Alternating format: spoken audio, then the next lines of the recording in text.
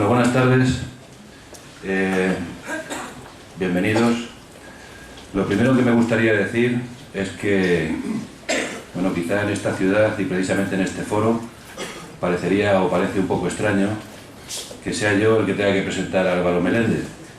Él ya es muy conocido en Badajoz y yo he asumido el mando del Regimiento Castilla hace pocos meses, así que casi sería más lógico que me presentaras tú a mí.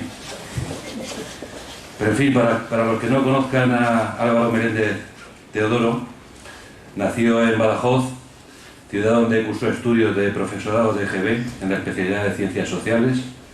Ingresó en el ejército procedente de las milicias universitarias y ha estado destinado en la Escuela Militar de Montaña y Operaciones Especiales de Jaca, en el Regimiento Castilla, en el Grupo Logístico 11 en Mérida, y pasó voluntariamente a la situación de reserva transitoria en 1997. Actualmente, entre otras asociaciones, es miembro también de la Asociación Cultural Voluntarios de Castilla. Conferenciante y escritor, fundamentalmente de temas históricos y militares, Álvaro ha publicado numerosos artículos y es autor de varios libros, entre ellos La fortificación abaluartada de Badajoz, en colaboración con Javier Teijeiro, y Badajoz, mucho que ver, con varios colaboradores de la Asociación Amigos de Badajoz. En 2008 publicó en solitario Apuntes para la historia militar de Extremadura. Como Álvaro participa también en todos los actos que organiza el regimiento, es colaborador habitual del Castilla y además gran conocedor de su historia. De hecho, ha impartido ya varias conferencias relacionadas con el regimiento sobre la Guerra de Independencia, la Guerra de África y la campaña de Marruecos. Como podemos ver, un trabajo y una obra que gira fundamentalmente en torno a Extremadura, Badajoz y el ejército. Eso y su cariño por el regimiento Castilla le hacen ser la persona ideal para hablarnos del tema que nos ocupa hoy, que no es otro que el regimiento Castilla y la ciudad de Badajoz. Debo decir por último que el regimiento Castilla se siente muy agradecido por contar con su colaboración en la celebración de nuestro aniversario de la fundación. Y por supuesto se siente también sumamente orgulloso de haber contado en sus filas con alguien como Álvaro. Y yo me voy a bajar porque no me quiero perder la conferencia, ni siquiera las transparencias, y tiene la palabra amigo Álvaro. Muchas gracias. Gracias. Muchísimas gracias. Bueno, la verdad es que para mí el regimiento lo es todo, ¿no? Es que el blasón del que podemos presumir a alguna gente, quizás es lo más importante que nos ha pasado la vida, y haber servido tantos años en el regimiento y haber visto la labor, y que estéis hoy aquí muchos miembros del regimiento, que para mí, y sé que estáis muchos, habéis venido de misiones internacionales, que vais, que salís para mí, desde luego, es un orgullo poder presumir de eso. La verdad es que yo cuando me ofrecieron dar la conferencia, encantado, dije que sí sin pensarlo, porque mi regimiento es mi regimiento. Pero la verdad es que esto es un embolado, es tremendo. O sea, los 128 años que hay de historia del Castilla, es que es todo. 128 años en Badajoz. Es que es toda la historia de Badajoz, es toda la historia de España. Es verdaderamente impresionante. De manera que lo que voy a hacer, de las miles de fotografías que tenemos y de las miles de vicisitudes, pues es seleccionar unos cuantos, porque intentar hacer la historia es para estar aquí 7 días seguidos. De manera que va a haber episodios que necesariamente vamos no a saltar, pero al menos solamente citar rápidamente, porque es que si no sería imposible. El regimiento de Castilla llega a Badajoz después de una amplia historia, que no vamos a entrar porque sería otra conferencia, otras 2 o 3 conferencias. En 1883. En 1883 en Badajoz, que es una plaza fuerte con una guarnición enorme, siempre ha sido de división, cabeza de capitanía general, lo fue hasta 1893, había capitán general, había habido un pronunciamiento republicano. Toda la guarnición, el regimiento de infantería Covadonga, el regimiento de caballería Santiago, el regimiento de reserva, los artilleros, prácticamente todos se levantaron con un pronunciamiento en una ciudad con un fuerte arraigo republicano, pero como había pasado muchas veces, como pasaría después en el año 31 también, en el 30, con lo de Jaca, pues unos se levantaron una hora, y aquí, pues solo, en Badajoz, que siempre son muy flamencos esta gente de Badajoz, los soldados de Badajoz aquí que se pronunciaron la República de España, claro, le vino encima pues toda la reacción inmediata de todos los regimientos que llegaron aquí, y se exilió todo el mundo. Aquí salieron exiliados los regimientos en pleno, todos. En esas circunstancias hay que cubrir. El primer regimiento que viene aquí es el Granada 34, el mismo lo hemos conocido en Huelva en sus últimos tiempos, luego me parece que pasó a Granada, pero bueno, ya como fuerza de guarnición llega el regimiento de Castilla, que era uno de los regimientos junto con el Granada, de los más veteranos, de los más duros. Viene con el capitán general Ramón Blanco Arenas, que luego sería capitán general en Filipinas y en Cuba. Es decir, viene gente dura porque el hecho lo requería. De los dos regimientos de infantería que se juntan aquí, el Granada 34 se marcha y se queda ya solamente el regimiento de Castilla. En aquellos momentos en los periódicos se recoge, pero como veis muy pequeñito, una noticia pequeñita porque tampoco estaba la plaza como para muchas virguerías. Estamos en una plaza que está sometida al estado de guerra, prácticamente estuvo 5 meses sometida al estado de guerra, a más de lo que había de toque de corneta y de todas las prevenciones que había, de manera que aparece muy pequeñito. Sí, luego aparecen más noticias, porque además tuvieron unos follones porque no avisaron cuando venían, y muchos oficiales y suboficiales tuvieron que dormir en la estación o por ahí, poco más o menos que en los parques, porque no tenían preparado. Pero bueno, esas son anécdotas de la llegada. Llegan y se establecen en este es el cuartel de San Francisco, que luego hablaremos con un poco más de detalle. Esta esquina exactamente es en la plaza de Minayo, frente al López de Ayala, exactamente donde está ahora la entrada al Banco de Santander. Es decir, cuando bajan por la calle del Obispo, que es esta calle saliendo a la izquierda, todo para abajo, pues eso es. El edificio que ven a la derecha, no encuentro el cursor, esta parte de aquí es la iglesia de San Juan Bautista, si no me equivoco, San Juan Bautista. Bueno, aquí se ven los soldados de guarnición, aunque esta foto ya es de los años 20. A partir de aquí se integra en la vida de la ciudadana, y no hay, cada vez que abres un periódico, ya lo publicaremos en su día, porque tenemos ya recogidas muchas noticias. La banda de música, pues todos los regimientos tenían su música, tenían banda de cornetas y tambores o banda de guerra, y música se va alternando con los otros regimientos, el de Villarrobledo, el de Baleares, que llegará un poco después también de infantería, y empieza pues a integrarse todo. Se crea una peña militar, un casino. Es decir, lo de los militares, yo lo he dicho en estos días, que los periodistas han preguntado mucho en estos maravillosos días que hemos pasado aquí de homenaje a las Fuerzas Armadas, que qué pasaba con lo militar. Digo, no, sino qué pasaba con lo militar. Entonces no había división entre lo militar y lo civil. O sea, que los militares entonces no había una división tan clara como ahora parece ser que los militares han por un lado. Entonces los militares era la mano que tenía el Estado, y luego lo veremos, la mano que tenía el Estado para llegar a todos lados. No había policía nacional, no había grandes cuerpos desarrollados. Sí existía la Guardia Civil, pero para determinados lugares, eso. De manera que hacían de todo. Luego lo vamos a ir viendo. Se lleva soldados no ya para incendios y catástrofes y inundaciones y sequías, para cuando había plagas de langosta, para cerrar la frontera y controlar las entradas cuando había peste o había cualquier enfermedad o cualquier cosa. Controlaban la frontera, los soldados estaban para todo. La música estaba pues para todo, desde animar bailes en las peñas, todo. Es decir, que lo militar es una cosa consustancial y una cosa normal. No había separación ninguna, ¿no?, de lo que era el Estado. Y el Estado actuaba en la ciudad cuando había que hacer un zafarrancho de limpiar, pues iban los soldados, que eran donde podían sacar 2000 escobas de golpe, pero cuando había cualquier, como hemos dicho, cualquier catástrofe. Bien. Por ir viendo algunos de los personajes y vamos saltando. Sí quería decir que, por ejemplo, llegó el regimiento con un coronel, ahora que estoy viendo aquí al coronel Recio, un coronel con una personalidad impresionante que marcó el regimiento durante muchos años. Una anécdota que se cuenta del primer coronel que llegó, don Leonardo Fernández. Hay un libro maravilloso que algunos de los veteranos recordarán, que se publicó con la revista Ejército hace muchos años, aquello de Milicia y Humor, del general Bermúdez de Castro, que eran un montón de anécdotas. Ahí cuenta una anécdota de este coronel, era una cosa curiosa, más que por la anécdota en sí, que es interesante, porque este general Bermúdez de Castro sirvió en el más bizarro y clásico de los regimientos de la infantería española. Dice, yo serví en este regimiento con ese coronel cuando era un joven teniente. Era un general Bermúdez de Castro, aparte de un gran escritor militar de principios de siglo, pues había servido en la guerra de Cuba, la guerra de África, en finales del 19 y principios del 20. El libro está escrito hacia 1925, sería muy interesante recuperarlo. La obra esa y otras muchas. Cuenta que don Leonardo Fernández había servido solamente en 2 regimientos en sus 50 años de servicio militar, en Cazadores de Ciudad Rodrigo, número 9, y luego ya a partir del empleo de comandante en el Castilla, donde había llegado hasta coronel.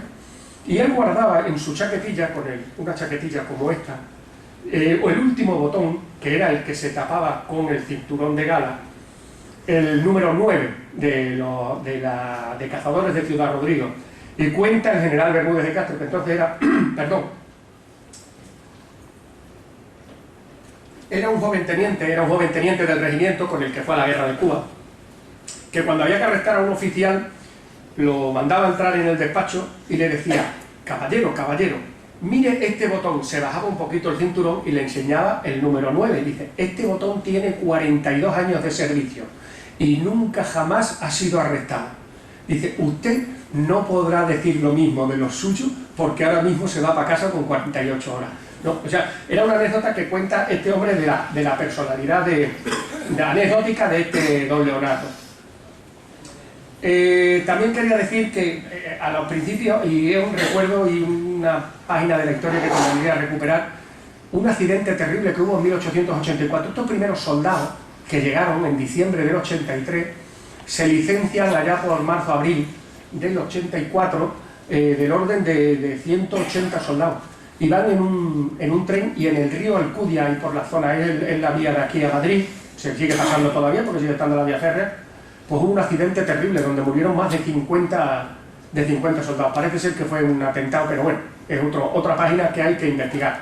Luego viene la guerra de Cuba, que tampoco me voy a extender mucho, salvo las notas que vamos a dar ahora con el coronel Recio, porque el capitán García Ramos tiene un trabajo extraordinario. Esto es lo que se llama un embolado, y ya lo quedo mi coronel ahí dicho, porque tiene un trabajo magnífico de investigación sobre la guerra, el regimiento de la guerra de Cuba, con fotografías inéditas, con nombre de las recompensas de muertos, de heridos. Tiene un trabajo extraordinario, y ahí lo quedo para que algún día nos lo cuente o lo podamos publicar.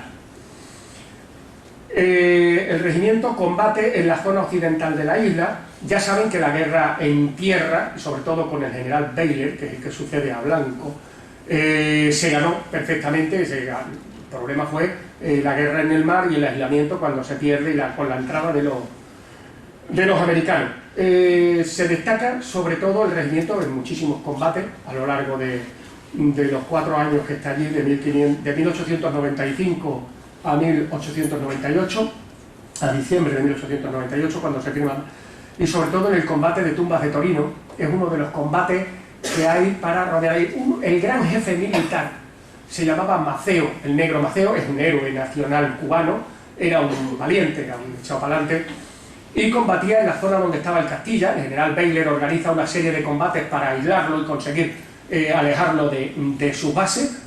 Y una de las batallas que se dio, de las muchas en que participaron, la más destacada fue la de Tumbas de Torino, donde el Castilla era el batallón expedicionario que sostuvo aquel combate por cerca de 20 horas, donde no tenían, por supuesto, nada, no se podía romper el contacto con el enemigo en aquella selva, en la manigua, y tuvieron que estar 20 horas seguidas sosteniendo el fuego, donde cuentan, y lo viene en el editorial del regimiento, que solamente bebían con lo que cogían con el sombrero el agua como llovía continuamente en el clima tropical, y era lo único que mantuvieron. Ahí se destacó uno de los tenientes coroneles, que era don Domingo Recio, que mandaba el batallón. No va a dejar luego el regimiento, porque luego va a ser nombrado coronel hasta 1907. Nombrado poco después, porque a raíz de esa batalla de combate de Tumbas de Torino es ascendido y se le da el mando del regimiento, en este caso del batallón expedicionario, pero con el regimiento. El otro batallón estaba aquí en Badajoz. Ya había servido en el Castilla en la Tercera Guerra Carlista, y este es el coronel que hace en 1906 el famoso álbum que tenemos allí, que es una auténtica joya de la fotografía, aunque aquí pues bueno, hacemos lo que podemos a la hora de digitalizarlo, porque estos son fotografías, no es una digitalización buena. Lo manda el regimiento hasta febrero de 1907, y es un personaje muy destacado. Lo mismo que a raíz de este combate muere Maceo, El jefe que viene inmediatamente para sustituirlo es el general Ríos Rivera. No se nos olvide que todos estos cubanos que combaten allí son españoles, criados en España, como este hombre que estudió pues, el bachiller y el derecho en Madrid y en Barcelona. Eran gente, hay que tener en cuenta que Cuba es una provincia, era una provincia española. Este era el general Ríos Rivera. Recientemente, cuando pinchen en internet y pinchen Ríos Rivera, le sale inmediatamente porque todavía hay una fuerza revolucionaria de solidaridad con Venezuela, de no sé qué, general Ríos Rivera. De esto que Fidel les echa los discursos estos de 4 horas y dan comando internacionalista, no sé qué, Ríos Rivera. Es un personaje legendario, pero duró muy poquito. Combatió en la Primera Guerra, la de 1868-78, lo mandan inmediatamente para que sea comandante jefe, pero duró poquito. Duró poquito porque a Maceo lo habían matado en noviembre-diciembre, un batallón hermano que combatía en la misma brigada en el que estaba en Castilla, siguieron en alcance, se hace cargo del mando y duró 3 meses, porque a los 3 meses fue el mismo regimiento el que los captura en combate y elimina otra vez la cabeza de la rebelión en Pinar del Río, que es prácticamente la mitad, como hemos dicho, occidental, la mitad del oeste de la isla. El propio coronel, con 2 compañías de escolta, lo lleva a La Habana, de allí lo deportan y lo traen a España, donde ya queda el resto de la campaña. Y al final, pues, este hombre fue redactor de la Constitución cubana, fue uno de los grandes próceres de la independencia cubana, que por cierto luego se acabó muy disgustado con los americanos y él mismo tuvo que exiliarse de Cuba. Bueno, pues el general Ríos Rivera, que tiene muchísimos monumentos en Cuba y es uno de los grandes generales, fue capturado, entre otros, por el regimiento.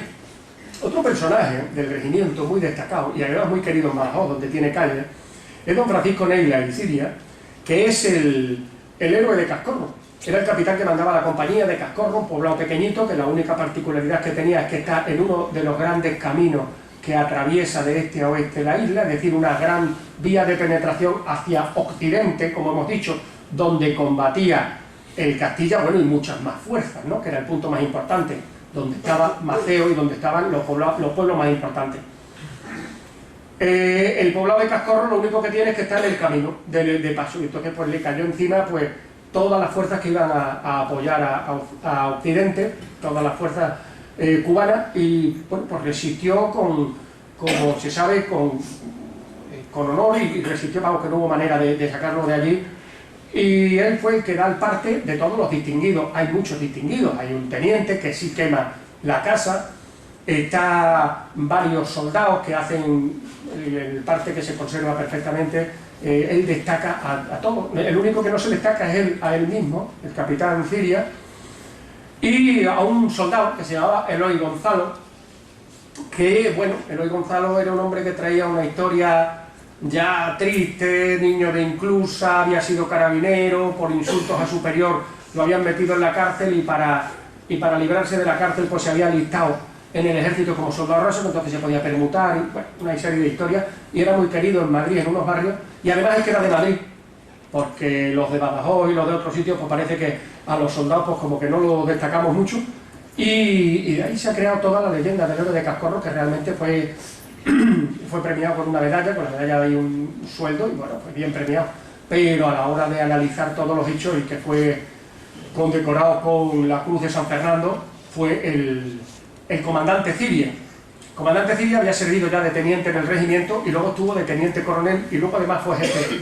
de la brigada de aquí, un hombre que sirvió muchísimos años en el regimiento. Para mí fue, bueno, pues una alegría. Lo he trabajado mucho, y yo recomiendo una visita si pasan por Santa Marta de los Barros, porque hay un pequeño, el casino, se llama Círculo Cascorro, y en una ciudad tan militar como es Badajoz yo no he visto nada de esto, pero entran allí y tienen allí 2 retratos enormes y una placa grabada en mármol allí contando toda la hazaña del general Siria, en este caso el comandante, del general Siria, y es verdaderamente un pequeño museo militar, que concretamente ahora hace 2 semanas, sin reflejo ninguno en los medios de comunicación, pues ha habido una jornada de historia y de homenaje a este militar y a este soldado.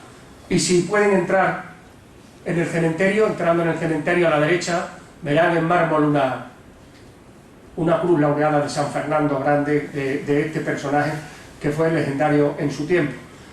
tenía cruces rojas, tenía cruces de San Fernando, pero todavía ya el hombre no es que estuviera muy mayor, tenía unos 60, 61 años, en el año 21, cuando el desastre era anual, pero era uno de los generales más prestigiosos. Moriría en el 23, os digo, que estaba, mucha gente de Cuba volvió muy tocada de las enfermedades. Pues así todo le dieron una de las columnas de operaciones en Melilla en el 21, que bueno, tuvieron que llamar allí a los 3, 4 grandes generales en la primera reacción, como fueron Cavalcanti, como fue Sanjurjo, Berenguer y Neila, que estuvo mandando durante los 4 primeros meses, el primer periodo de operaciones, a una de las columnas de operaciones allí de campaña, donde consiguió también por combate pues otra gran cruz del mérito militar con distintivo rojo, de manera que es un personaje extraordinario. Y repito que me dio mucha ilusión porque algunos de ustedes estarían, me parece que fue la operación en Kosovo, cuando el Castilla llevaba una compañía que llevaba el nombre de General Neila, fue en Kosovo, ¿verdad? Y bueno, por lo menos un pequeño detalle con este personaje extraordinario que si hubieras nacido en otro lugar o en otro sitio tendría 50.000 películas. Este es el acuartelamiento, primer acuartelamiento que tuvo entre 1883 y 1931, el viejo cuartel de San Francisco, como hemos dicho, donde está, aquí ven la parte de la, a ver si esto va, la parte de la iglesia, y esto es el Banco de Santander y la Caja de Madrid, ahí abajo. No, esto, a ver, exactamente. Este cuartel se ocupa, es un convento desamortizado. En los libros y en los historiales habla mucho de San Francisco el Grande y San Francisco el Chico. No es que el Santo Francisco no sea grande, que lo es, pero el cuartel no es de San Francisco el Grande. Es el cuartel grande de San Francisco y el cuartel chico. Era un cuartel enorme, un cuartel que ocupaba toda esa inmensa manzana que hay ahí, de la iglesia, la delegación de Hacienda, el Corte Inglés, de aquí de la calle Mayor, toda esa manzana inmensa es lo que era el cuartel de San Francisco, y tenía 2 claustros enormes, y había 2 cuarteles. La parte de atrás era un cuartel de artillería e intendencia, y la parte de delante, la parte que da a la plaza de Minayo, era el cuartel de Castilla, que aquí lo vemos perfectamente, y se ve, bueno, pues ahí algunos de los soldados y la plaza de esta fotografía está hecha aproximadamente desde el monumento a Moreno Nieto, que está ahí en Las Palmeras, frente al López de Ayala. Lo digo porque los documentos aparecen muchas veces, me han dicho lo del cuartel grande, chico, se ocupa hasta el año 31, cuando se pasa al cuartel de Menacho. Este cuartel seguiría prestando servicio hasta los años 60, donde la iglesia, que era un almacén entonces del Ejército del Aire,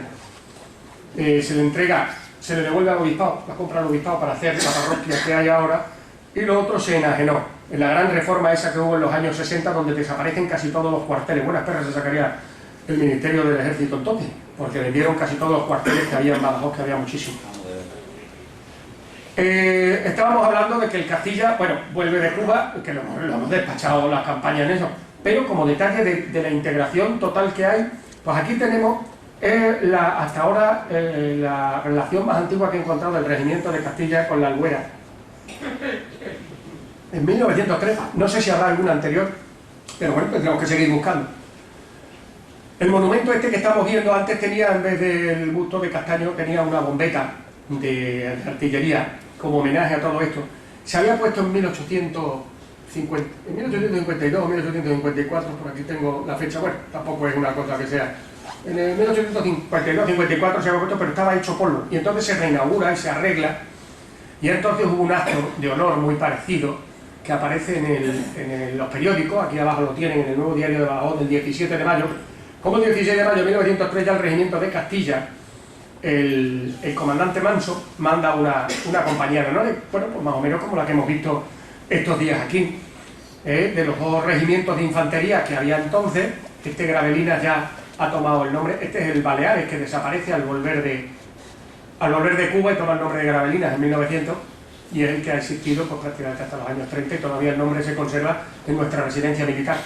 Y el regimiento de caballería divisionaria que había, Badajoz hasta el año 65, como hemos dicho, esa gran reforma que hay, que desaparecen los cuarteles y que se organiza la brigada, fue cabeza de división.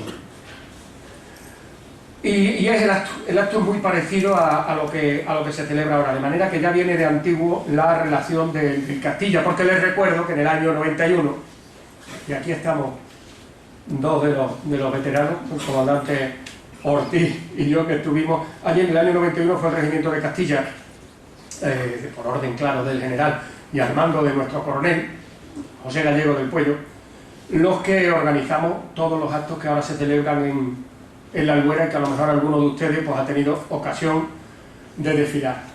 Interesante las relaciones con Portugal, como los dos últimos reyes, don Carlos I de Braganza fue coronel honorario del regimiento, sería asesinado unos años después, y le sucede su hijo, que fue el último, don Manuel II de Braganza, hasta que en 1910 hay ya un pronunciamiento republicano y son exiliados. Hay un detalle, que luego lo veremos, pero lo vamos a decir, de don Manuel II, el cariño que tenían por este regimiento y la vinculación. Este es el coronel don Vicente Ambel Cárdenas, coronel del regimiento del 7 al 12, en el acto que en Vila Viçosa, en Villaviciosa, muy cerquita de aquí, que es la cabeza de donde está el palacio, y una zona residencial del rey, pues lo vemos aquí a don Manuel II con el uniforme de coronel de Castilla, donde le fueron a entregar. Y la vinculación y el cariño fue siempre muy grande, y en el año 21, el desastre terrible de Anual, que hubo que mover rápidamente las fuerzas, como ya hemos dicho, de aquí de Badajoz pues van. Era entonces jefe de la división y gobernador militar Burguete, el general Burguete, que sería nombrado después alto comisario de Marruecos. Lo digo por la importancia de la gente que tenía. El jefe de la brigada, el segundo jefe, era el general Meila, que hemos dicho, que le mandan una columna de operaciones. Y en Castilla y Gravelina, inmediatamente, lo mismo que había rodado, todas las unidades se van de Badajoz a África. O sea que era una ciudad importante, siempre había mantenido lo que hasta los años 70 se llamaban, y muchos habrán servido en ella, las FII, le llamaban Fuerzas de Intervención Inmediata. Luego estaban las otras unidades, las DOT, Defensa Operativa del Territorio, si no recuerdo mal aquellas teóricas que teníamos que dar hace muchos años. Lo que quiero decir del detalle del rey don Manuel II, que en el año 21, que era un desastre y no había dinero y había que mantener todo aquello, manda 2.000 francos franceses, estaba exiliado, para sus soldados. Aquí hay una carta muy cariñosa que se publica en la Orden del Día, la publica el coronel Ambel, como de nuestro coronel honorario, el ex rey de Portugal, ha mandado 2.000 francos, que al cambio son 1.500 pesetas, que en aquella época era un buen dinero, para que se empleara en los soldados. Se les compró tabaco, turrones, pan, bueno, por todo lo típico de esto, para mandarnos un detalle del hombre. El hombre murió un poco después, muy joven, y murió de pena. La campaña del Rif fue terrible.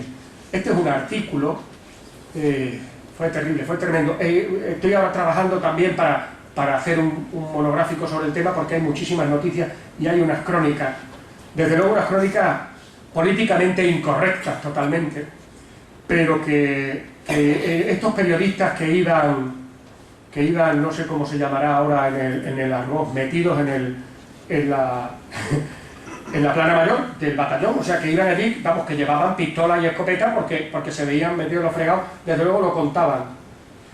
Esta es la ocupación de Celuán. El regimiento interviene en más de 35 combates y en la ocupación de todos los puntos importantes.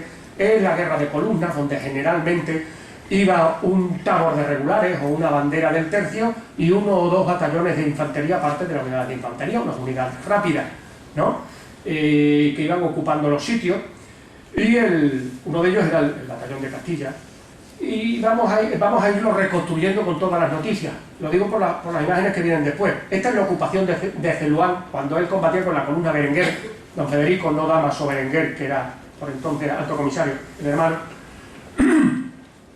Y nos cuenta cómo llegan a Celuán.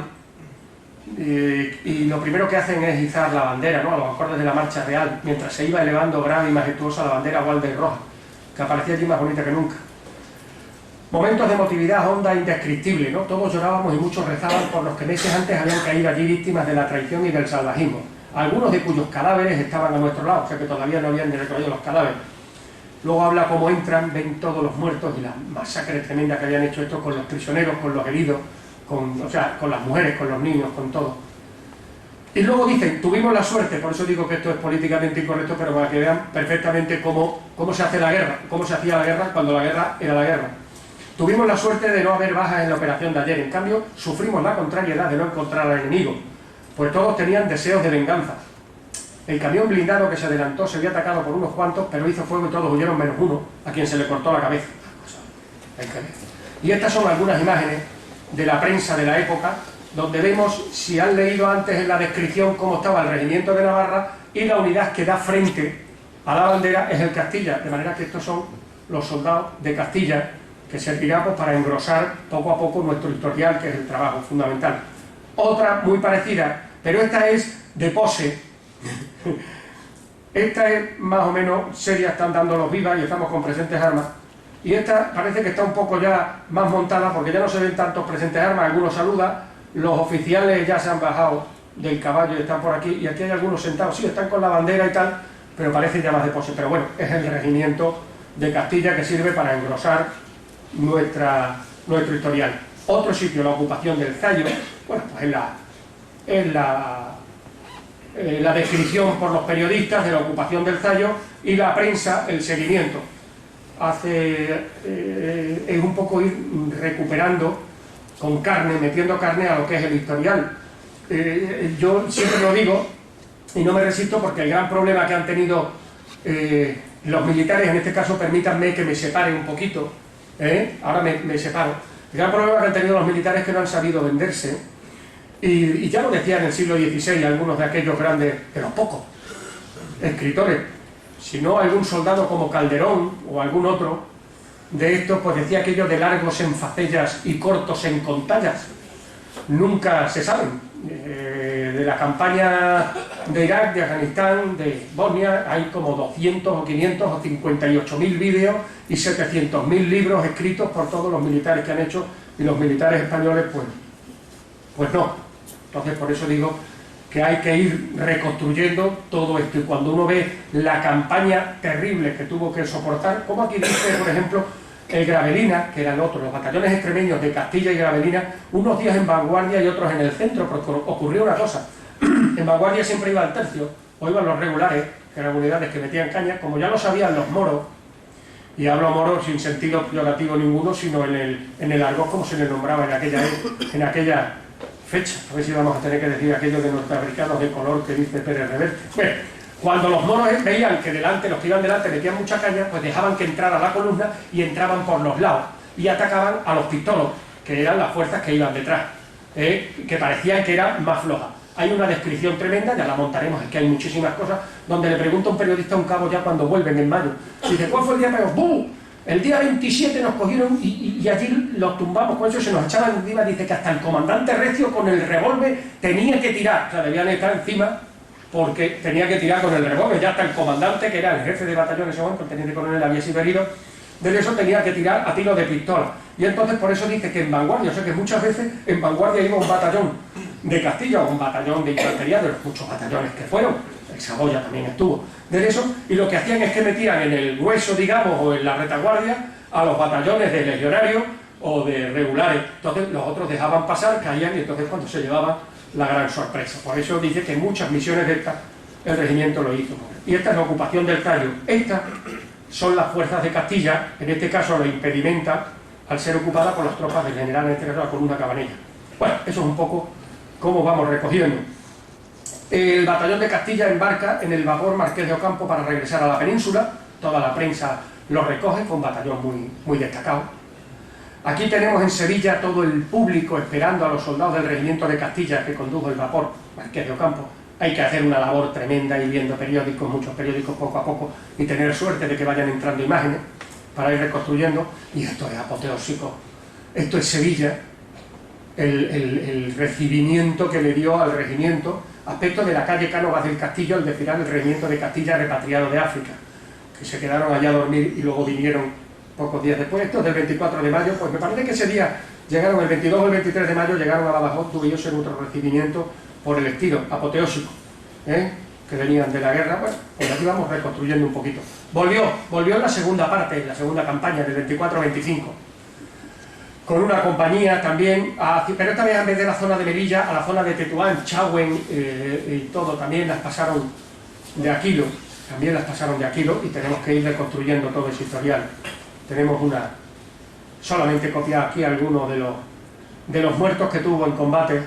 Hubo también muchos muertos enfermos, por enfermedad y esto, pero en aquel momento lo de combate pues solamente entendía los que habían muerto frente al enemigo, que habría que localizar todos estos personajes, soldados de primera, los cabos, el sargento Villar. El sargento Villar es de Zafra, y el soldado Francisco del Campo Balmaseda es de Cabeza del Buey, y tiene una calle en Cabeza del Buey. Bueno, tenemos que ir reconstruyendo poco a poco. No sé cómo vamos de tiempo, si me alargo con esto me lo dicen y terminamos, si no voy a ir un poquito más rápido. Personajes por el Castilla, personajes extraordinarios. Don Enrique Segura Otaño, que tiene una avenida, y tenemos capitán, teniente y capitán, había sido condecorado en la batalla de Tahrir por el 9 y el 10, cuando los desastres de África en el Arranco del Lobo, y luego fue, pues bueno, un hijo adoptivo de Badajoz, creador del Centro de Estudios Extremeños, y digamos que uno, si no el primero, el segundo de los grandes intelectuales del Badajoz del siglo XX, y presidente de esta Real Sociedad Económica, hasta su fallecimiento en el año 75. Publicaba en español y en portugués, era el que iba de enlace en todos esos actos. Tenemos muchas fotografías que hemos contado antes con el coronel Ambel y con el rey, pues el que era el capitán. Debía de tener el Porsche 55556, ahora que eso que se llama, que ponen con todos los nombres, con todos los números de portugués, porque escribía en portugués. Tiene una de las mejores biografías de esa, de Queiroz, el ilustre portugués, es de este hombre. Y aquí tiene una calle, una figura extraordinaria. Otra figura extraordinaria en Extremadura, es por citar dos, porque hay muchísimos de la gente. Don Bonifacio Gil es el padre del folclore extremeño, prácticamente, ¿no? Sus obras sobre el folclore de Extremadura, pues es única, y los premios tremendo. Estuvo aquí desde los años 20, en el año 24, por ahí llegó, hasta el año 47, que marchó ya de comandante, teniente coronel, bueno, era músico mayor, hasta a Madrid. Fue el fundador y director del Conservatorio de Música y del Orfeón de Badajoz. El padre del folclore de Extremadura. Nació en La Rioja y es también hijo adoptivo. Curiosamente, la Diputación le publicó en los años 30 o 40, no lo sé, pero están por ahí los mejores libros de folclore que se han escrito de Extremadura. Y luego ya se olvidó de él, que tiene muchísimas composiciones. Un himno de la División 12, tiene un himno dedicado a Taxdir, a los héroes de Taxdir, a lo mejor influenciado por su compañero, el teniente capitán Segura Otaño. Digo que la Diputación publicó aquellos libros, luego La Rioja tiene publicada casi toda su obra de recopilación, y recientemente el Ministerio de Defensa ha publicado las canciones de Quintos y Soldados de Bonifacio Gil, a instancias de su hijo, otro personaje con el que nos debemos entrar en contacto, es un coronel, la reserva, el coronel don Carlos Gil Muñoz, que ha venido aquí invitado por esta casa, estuvo dando una conferencia de don Bonifacio Gil hace unos años, para recuperar esta figura. Curiosamente Badajoz sí que necesitaría, pues eso, o editar algunas de las obras de este hombre, que tiene muchísimas inéditas, o concertar con el conservatorio o con la banda municipal algún concierto homenaje a este hombre del Castilla. El cuartel general Menacho estaba en todo el bloque que ocupa el Corte Inglés, la residencia militar y la delegación de defensa. En el año 31, uno de los cuarteles más modernos y más avanzados de su época, una verdadera joya que yo no sé inexplicablemente en cuestión de patrimonio porque este pabellón central desapareció, con una colección de azulejos de Ruiz de Luna, del alfar de Ruiz de Luna de Talavera de la Reina, que afortunadamente un teniente fallecido de la escala auxiliar pues pudo recuperar entre las obras y los cascotes, y lo donó al Museo de Bellas Artes, donde lo tienen como se merece y catalogado como se merece. Las banderas del regimiento que han ido pasando, las que hemos podido conseguir, bueno, nos hemos saltado todo lo de la guerra civil porque esto es otro embolado. Tenemos aquí a don Fernando de la Iglesia, Francisco Pilo, que están recopilando todo el tema también de la guerra. Como saben, el regimiento en Badajoz en un primer momento defendió Badajoz frente a las fuerzas nacionales del general Yagüe. El coronel Cantero, el comandante Alonso y otros muchos soldados y sargentos murieron en combate. Todo soldado que muere en acción bélica, yo me resisto, es políticamente incorrecto, pero yo no tengo ningún problema, mueren en combate. Los soldados no mueren ni en accidentes, ni mueren en cualquier otra calificación se le quiera dar. Todo soldado que muere con el uniforme y muere en actos de servicio en conflicto, muere en combate. Es el segundo coronel del Castilla que muere en combate. El primero, recordemos, que fue el heroico Evia, que muere en el sitio de Córdoba en 1821 en México, donde también es recordado, también tiene calle, también tiene una plaza, porque es recordado incluso por los enemigos. A partir de ahí el regimiento es reorganizado, sirve con las Fuerzas Nacionales en todo el frente de Extremadura, lo voy a decir, como me sirvió don Fernando, incluso en sus primeros momentos sirve como un regimiento mixto, donde tiene 2 batallones de infantería, que a partir del 15 de agosto hasta 1937, y formando parte del regimiento tiene 3 baterías de artillería y 3 escuadrones de caballería. Es decir, lo que había era el único núcleo que quedaba de mandos que se habían podido reunir de mandos. El coronel Cañizares toma el mando inmediatamente, lo empieza a reorganizar y hasta ya marzo, abril del 37, que todas esas unidades ya van pasando, y se puede decir que de este núcleo inicial van saliendo las divisiones que luego ocuparían todo el frente de Extremadura. El regimiento de Castilla va a mantener en pie de guerra 18 batallones de infantería. Esas baterías de artillería, esas unidades de caballería pasan luego al regimiento de Tardil, caballería divisionaria, artillería de brigada, es el núcleo. Pero en un primer momento, como cosa curiosa para la historia, toda la instrucción se hace ahí. Obtienen combate 3 medallas militares colectivas, 2 a 2 batallones y 1 a 2 compañías, por acciones destacadas. Varios de sus comandantes y tenientes coroneles obtienen también la medalla militar individual, uno de ellos el coronel Medina Mogollón, que hace unos años estuvimos en contacto con la familia y nos donó algunas de las piezas que podéis ver en el Museo de la Unidad destacada. Curiosamente, también en el Frente Republicano, 2 comandantes llegan a mandar división y cuerpo de ejército del Ejército Popular de la República, del Ejército Rojo, como se llamaba o como se hacía llamar en un primer momento, como son el comandante Ruiz Farrona y el comandante Bertomeu, que luego con el empleo de teniente coronel mandan división, y el comandante Ruiz Farrona llega a mandar cuerpo de ejército de todo el frente de Extremadura. Combate en Extremadura, en el frente de Andalucía, Peñarroya y un montón de sitios. Pero yo digo que lo mismo sería para dar, como ustedes comprenderán, pues 10 conferencias.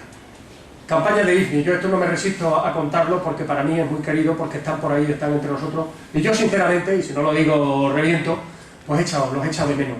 Ha sido un acto precioso, un acto extraordinario, el de ayer, el de antes de ayer, de las Fuerzas Armadas, de homenaje a las Fuerzas Armadas. Hemos visto desfilar a los piqueros de los viejos tercios de Flandes, de la mejor infantería del mundo. Bueno, estaba el regimiento de Castilla, se entiende que era la mejor infantería del mundo, no hay duda. Esas banderas coronelas de todas. El acto maravilloso, el recuerdo a todas las banderas de las misiones internacionales, pero la última campaña en combate declarado es la de IFNI, y entre otros muchos regimientos estuvo el batallón expedicionario del Castilla, y allí murieron en combate un montón de los que algunos todavía no sabemos el nombre de algunos de los heridos en combate, y todavía hay dudas si son eso, o hay más, o hay menos, pero al menos tenemos. Me hizo mucha ilusión hace muchos años, cuando hicimos una pequeña plaquita que todavía tenemos allí, con los nombres del sargento Leite, del cabo primero González González y del soldado Fidel del Río Menayo. Estos monumentos están, no sé exactamente de dónde era, Fernando, me parece que era Melilla. Bueno, lo hemos puesto ahí como ejemplo, porque la plaquita que teníamos en el Castilla era pequeña, pero bueno. Y yo me hubiera gustado mucho ver a algunos de esos viejos combatientes que están por ahí andando normalmente. Muchos eran soldados de reemplazo que volvieron de la guerra, de cumplir con su obligación, de combatir, de ganar la guerra, porque se ganó, que hubo muertos, que pasaban hambre, que no sé qué, los paracaidistas, la legión, todo el mundo se sacrificó, fue terrible, pero se ganó, la guerra se ganó. No se ha estudiado en la guerra oculta, todavía habla la guerra en todas las condiciones. El batallón de operaciones fue distinguido con 118 cruces del mérito militar con distintivos rojos, porque entró en combate prácticamente en todas las compañías. Muchos están por ahí, otros se nos han muerto. Yo no quiero escaparme los nombres, pero muchos los hemos conocido. Por aquí está el capitán Rodríguez, Virgilio, Montaño, mucha gente lo hemos conocido de subteniente, eran cabos primeros recompensados. El otro día tuve gracias al capitán Rodríguez, de conocer a don Braulio Piri, soldado que cumplió con su obligación de reemplazo. Y lo he saludado por ahí, para mí ha sido un honor cuando estaban cercados por fuerzas superiores. Él era además el sanitario, iba a rescatar a uno de los al cabo primero y al soldado que habían sido muertos, que eran los que llevaban el fusil ametrallador. Evidentemente los tiradores de élite, entre comillas, los tiradores pues iban a por las armas de eso. Agarró él el fusil ametrallador y pudo mantener a línea. Entre otras cosas dice que tiró a los camellos que veían por allí para evitar que se retiraran. Bueno, serían montones de historias de hablar con esta gente y me hubiera gustado sinceramente haberlos visto desfilar, como cuando ve en el Poppy Day de los británicos el 11 del 11 de noviembre a los veteranos de las campañas, o en Estados Unidos o en Francia, ver pasar a los viejos paisanos con las medallas. Bueno, este es el batallón de Castilla, queda muy poco. Sargento Serrano Leite está enterrado en Cáceres, habría que localizar su tumba, pero bueno, ya. Yo sé que la asociación de voluntarios, y hay un montón de gente del comité de Sabio, que intentaremos con todos los medios que esto no se olvide, y a ver dónde están el soldado Fidel del Río y el cabo primero. En la prensa se hizo cargo de distintos casos de algunas de estas cuestiones. Y lo ha pasado, la bandera. En 1941 estas banderas del regimiento, cuando ya toma el nombre de Regimiento Castilla 16, tiene esa bandera hasta el año 68. Si es que el regimiento, cualquier cosa que se toque, la historia de sus banderas, la historia de sus campañas, la historia de los personajes, es enorme. Me he puesto ese porque en la prensa se entregan las banderas, que es donde se les condecora. Es bandera, no estandarte, que hablábamos antes en el año 41, porque es bandera lo que había tenido en la guerra, con el nombre de Regimiento 3, Regimiento 16, Castilla 3, todos los nombres, hasta que ya en el 41 Castilla 16 es cuando se le ponen las corbatas, porque al desaparecer los batallones recompensados, pues eso pasa al regimiento, de manera que nuestro regimiento ahora, aparte de que tiene la corbata de San Fernando, que hay que estudiar de esa campaña si en vez de una son dos. Pero bueno, como todas las cosas habrá que estudiar, porque probablemente sean dos, pero mucho estudiar. Debe tener las tres corbatas de las medallas militares. Bien, ese es uno que llegará hasta el 68, luego lo veremos. El Castilla está integrado en Badajoz. Estas son unas misiones, estas del año 62 en el periódico, que lo hemos hecho y muchos lo hemos conocido, y por aquí probablemente algunos de los veteranos lo hemos hecho. Las inundaciones, cada 2 por 3 que había inundaciones en las Moreras, allí ¿a quién sacaba? Cuando la gente no se quería ir de las casas, casas modestas que tenían, fijaros cómo eran las casas. Pues ¿para qué estaban? Pues los soldados. ¿Para qué sirve un soldado de infantería? Para un roto y para un descosido. Pero si es que eso, soldado de infantería es polivalente, es lo mejor del mundo. Está claro, tiene que servir para todo. Para todo. Bueno, pues aquí que llamaban el Castilla, la 1, las 2, las 3 de la mañana. Lo mismo, en las inundaciones del 97, por desgracia, también estaban soldados, gente de la base de la brigada, por supuesto. Para eso están los soldados, para colaborar con la sociedad de la que forman parte, sin duda, como hemos dicho al principio. Esta es una de las miles de fotografías. No nos acordamos, si es que no lo contamos, no lo saben. Cuando se necesita sangre, ¿dónde se tira? Pues si es que para eso está. Vosotros no lo debéis de contar, los soldados no lo tienen que contar, pero nosotros, los que estamos ahora fuera por unas otras circunstancias, sí es nuestra obligación.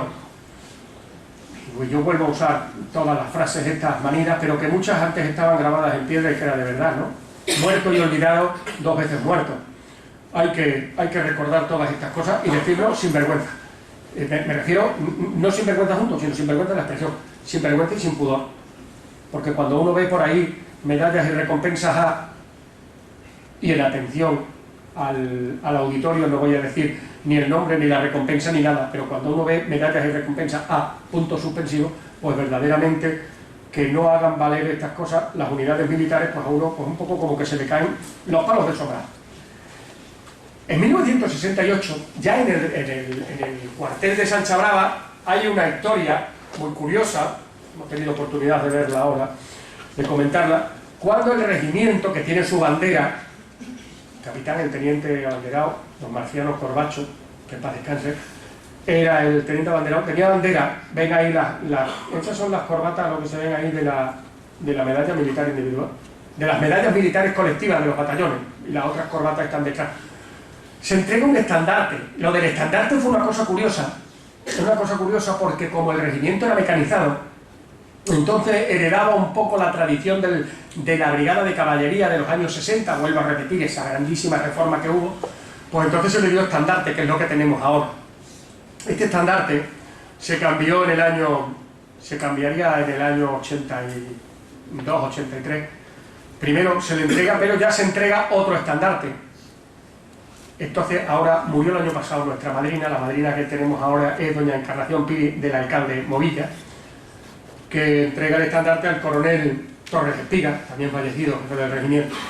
Y el estandarte viejo, yo fui el último oficial que desfilé con él, porque poco después, en octubre, se hizo un acto y está en el ayuntamiento. La ciudad de Badajoz había entregado el estandarte del regimiento